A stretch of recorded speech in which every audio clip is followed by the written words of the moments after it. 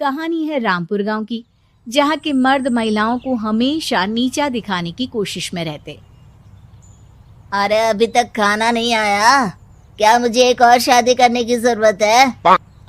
नहीं जी नहीं, ऐसा मत करना, वरना मैं कहाँ जाऊंगी। खाना लेकर मैं अभी आई जी।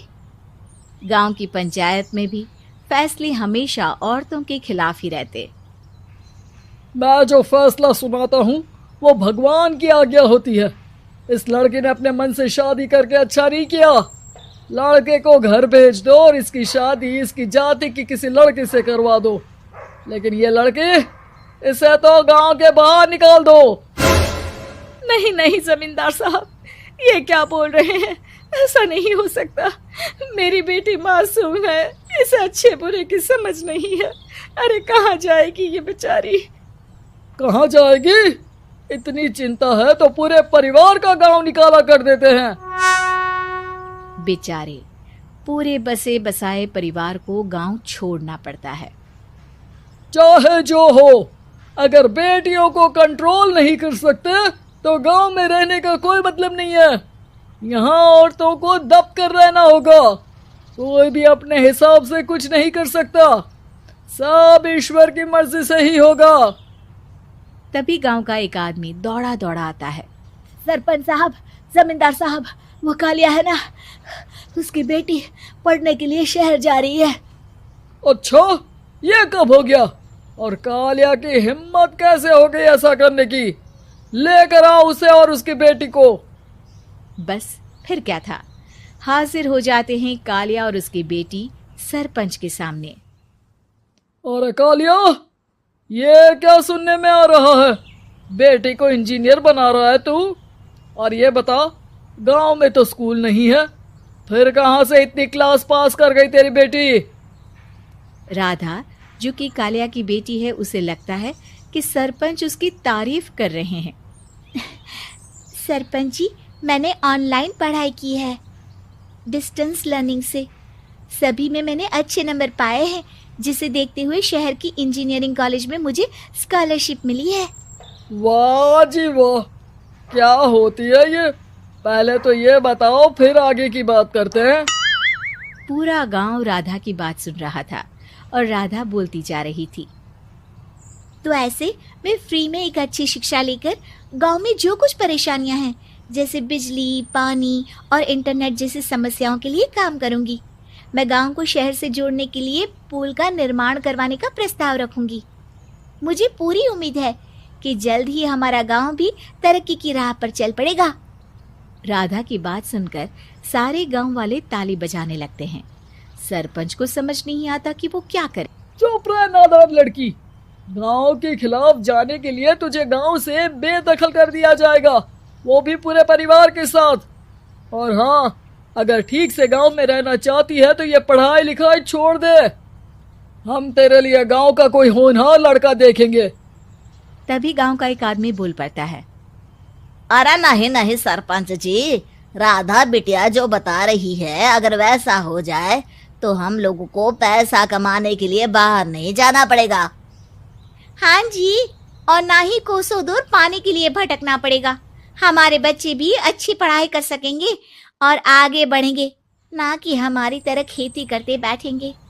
क्यों गांव वालों, राधा बिटिया का साथ देना चाहिए ना। सरपंच देखता है कि गांव राधा के साथ है तो वो चुप हो जाता है।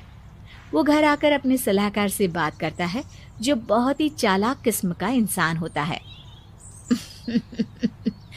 अरे सरपंच साहब, आपको बहुत ही होशियारी से काम लेना पड़ेगा।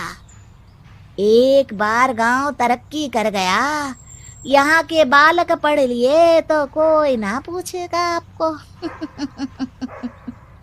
और फिर ये जो बेटा और बेटी है ना आपके, इनको भी आम लोगों की तरह ही जीवन जीना होगा। हाँ, लेकिन करे तो क्या करे?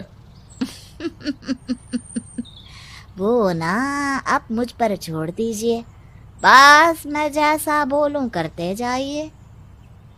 अगले रोज सुबह जब गांव वाले सोकर उठते हैं तो राधा के घर के बाहर और साथ ही वो लोग जिन्होंने राधा का सपोर्ट किया था, उनके घर के आगे लाल रंग से कल आऊंगी लिखा होता है। कल आऊंगी, यह क्या होता है? अरे यह तो खून से लिखा है, लगता है कोई भूत प्रेत या चुड़ैल का साया है। चलो सरपंच जी के पास चलते हैं। सभी सरपंच के पास जाकर उसे सारी बात बताते हैं। अरे ये तो बड़ी मुश्किल की बात है। चलो मैं एक बाबा को जानता हूँ, उन्हें बुला लेता हूँ। सरपंच बाबा को लेकर गांव के घर के बाहर जाता है।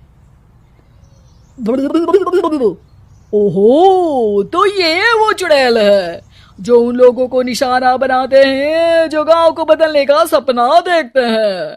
वो गांव को ऐसे ही संपन्न देखना चाहती है। वो नहीं चाहती कि कोई बाहरी यहाँ का कायाकल्प करे। क्या तुम लोगों में से किसी ने गांव को बदलने की सोच रखी है? तभी राधा की माँ रोते रोते आती है। मेरी राधा घर से गायब हो गई है। अरे कोई तो बचाओ, मेरी बच्ची कहाँ गई?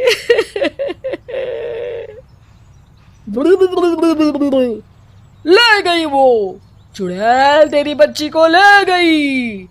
अब वो उसे श्रापित करके छोड़ेगी, उस पर चुड़ैल का साया हो जाएगा। तभी बुरी सी हालत में राधा भी वहां आ जाती है।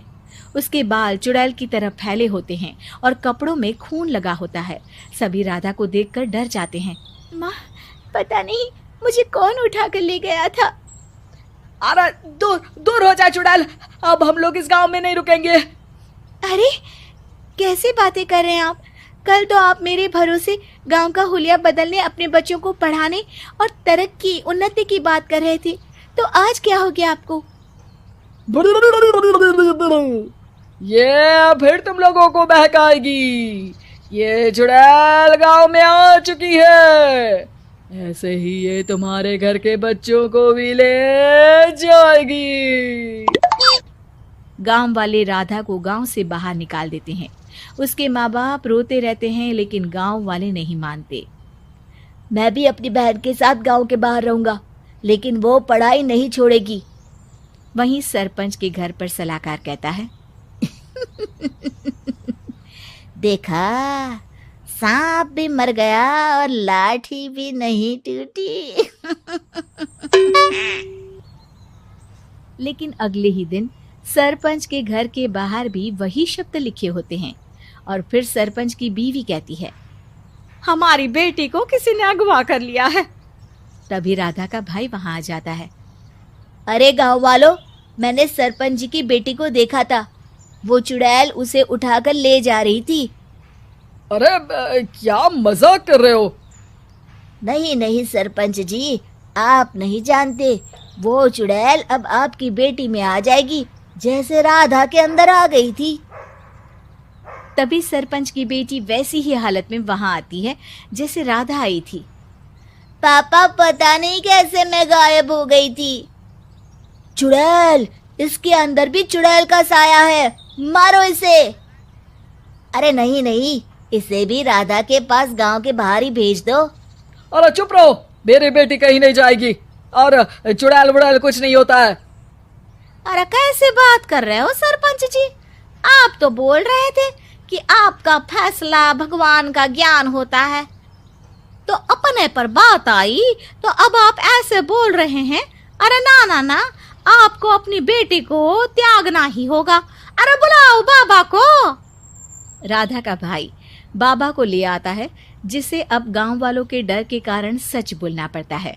मैं कोई बाबा नहीं हूँ, मैं तो मोची था। ये सलाहकार महोदय ने मुझे कहा था एक्टिंग करने को।